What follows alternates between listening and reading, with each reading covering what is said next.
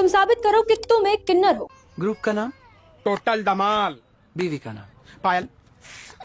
अगर यही सवाल पूछा जाए तो सुनकर अजीब तो लगेगा ही, लेकिन ट्रांसजेंडर पर्संस अमेंडमेंट बिल 2026 ये सवाल नहीं सबूत मांगेगा कि साबित करिए अगर आप एक ट्रांसजेंडर है। इसके लिए एक सरकारी प्रक्रिया से गुजरना पड़ सकता है। आमतौर पर व्यक्ति को आवेदन करना होगा, फिर उसे मेडिकल बोर्ड के पास भेजा जा सकता है जहां डॉक्टर उसकी स्थिति को इवेल्युएट करेंगे। इसमें बातचीत, मनोविज्ञान आकलन या कुछ मेडिकल जांच शामिल भी हो सकती है, ताकि वे तय कर सकें कि व्यक्ति वास्तव में ट्रांसजेंडर है या फिर किसी गलत तरीके से फायदा उठा रहा है। सरकार का कहना है कि अभी केवल सेल्फ आइडेंटिफिकेशन पर आधारित व्यवस्था में कुछ लोग गलत तरीके से ट्रांसजेंडर होने का दावा करके सरकारी योजनाओं, आरक्षण या अन्य सुविधाओं का फायदा उठा सकते हैं।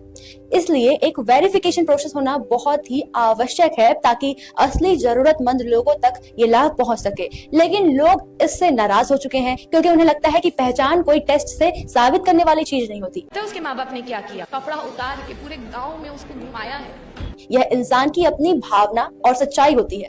अगर किसी को बार बार साबित करना पड़े कि वह कौन है तो यह उसकी इज्जत और आत्मसम्मान को ठेस पहुंचा सकता है। सरकार कहती है कि इससे गलत लोग फायदा नहीं उठा पाएंगे और सिस्टम साफ रहेगा, लेकिन ट्रांस समुदाय का कहना है कि इससे उनकी जिंदगी और मुश्किल हो जाएगी। सीधी बात यह है, पहले सरकार ने अधिकार दिया, मैं जो हूँ वही मेरी पहचान है। अब सरकार पूछती है, सबूत मांग रही है कि तुम्हें साबित करना पड़ेगा कि तुम कौन हो। गांव में आज भी जेंडर और पहचान को लेकर बहुत संकीर्ण सोच होती है। अब एक लड़की है जो झांकी करती थी, जिसके गांव में ये पता लग गया कि वो झांकी करती है, तो आपको पता है उसके माँ बाप ने क्या किया?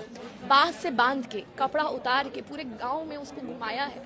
अगर किसी को बार बार सरकारी दफ्तरों में जाना पड़े, मेडिकल जांच करवानी पड़े तो यह बात जल्दी फैलती है और लोगों के बीच मजाक, ताने या भेदभाव बढ़ सकता है। इससे व्यक्ति मानसिक रूप से और ज्यादा दबाव महसूस कर सकता है। एक और असर यह भी हो सकता है कि कई लोग पूरी प्रक्रिया से ही डर जाएंगे। उन्हें लगेगा कि इतनी जांच और सवालों से गुजरने से बेहतर है चुप रहना।